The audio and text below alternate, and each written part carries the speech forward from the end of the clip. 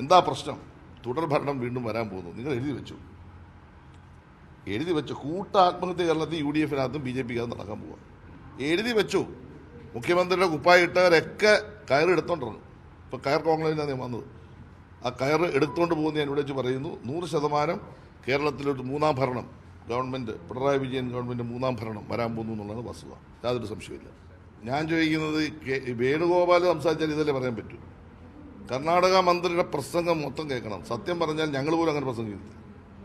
അത്ര മനോഹരമായിട്ടാണ് പിണറായി വിജയൻ ഗവൺമെൻറ്റിനെ പൂഴ്ത്തി അദ്ദേഹം പ്രസംഗിച്ചത്. അദ്ദേഹം പറഞ്ഞ എല്ലാം വസ്തുതയാണ്. ഇത് കേരളത്തിലെ കോൺഗ്രസ്സുകാർക്കും BJP-ക്കാർക്കും അംഗീകരിക്കാനോ സഹിക്കാനോ കഴിയാത്ത കാര്യമാണ്. അതാണ് വസ്തുത. ഇപ്പോൾ യോഗി ആദിത്യനാഥ് കത്തയച്ചല്ലോ. അദ്ദേഹത്തിൻ്റെ കത്തിനെ പിന്നെ എന്തിനെ വിമർശിക്കേണ്ട? അദ്ദേഹം ഉത്തർപ്രദേശിൻ്റെ മുഖ്യമന്ത്രിയാണ്. അദ്ദേഹം BJP നേതാവായിരിക്കാം. പക്ഷേ ശബരിമലയുടെ കാര്യത്തിൽ അദ്ദേഹം എടുത്ത നിലപാട് ശരിയായ നിലപാടാണ്. അതേ ഒരു കത്തയച്ചതിന് VD സതീശൻ എന്താ വിമർശിക്കുന്നത്?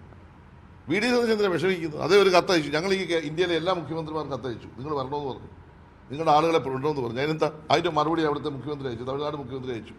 ആ മറുപടി അവിടെ വായിക്കണ്ടേ? അതല്ലേ മര്യാദ? അവിടെ വായിച്ചു. അതിനെന്തിനാണ് സതീശൻ വിഷമിക്കുന്നത്?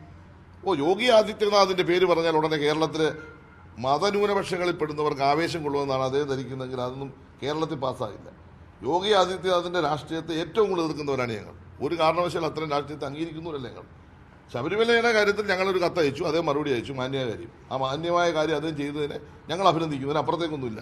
യോഗി ആദിത്യനാഥിൻ്റെ രാഷ്ട്രീയത്തെ ഒരു കാരണവശാലും കേരളത്തിൽ അംഗീകരിക്കുന്നവരും അല്ല ഞങ്ങൾ. അതിനെതിരെ നിലപാട് സ്വീകരിക്കുന്നവരാണ് ഞങ്ങൾ. എന്താ പ്രശ്നം? തുടർ ഭരണം വീണ്ടും വരാൻ പോകുന്നു. നിങ്ങൾ എഴുതി വെച്ചു